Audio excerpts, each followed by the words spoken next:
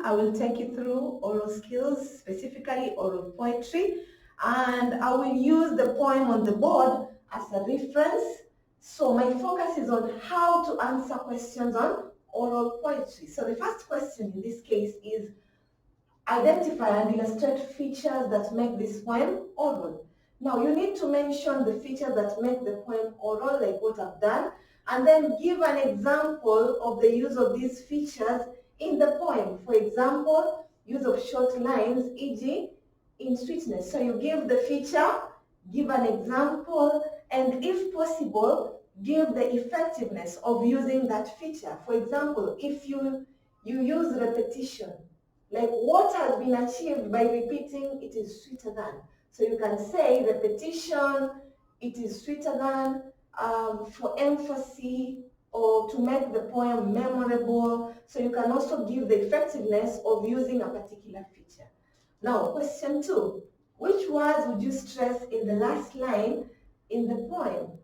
Now remember, when it comes to stressing of words in a poem, we stress content words.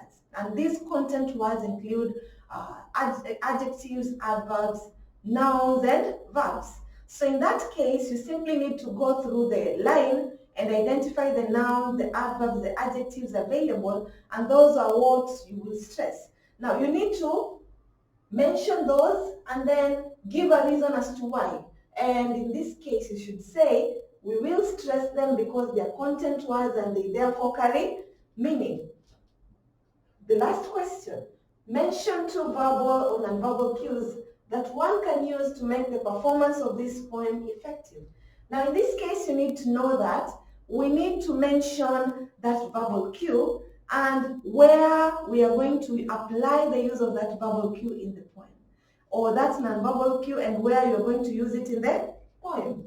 For example, I would stress on content words, for example, sleep. So I would stress on sleep because it is a content word. I would say the last line in a falling intonation to indicate finality. So you don't just mention it abstractly, but you specify where you're going to use it in the poem. So that is what I expect of you students. Make the necessary corrections in the exam that you did. And remember, you need to substantiate, you need to illustrate your answers when you're answering questions in paper 1. I wish you a nice holiday.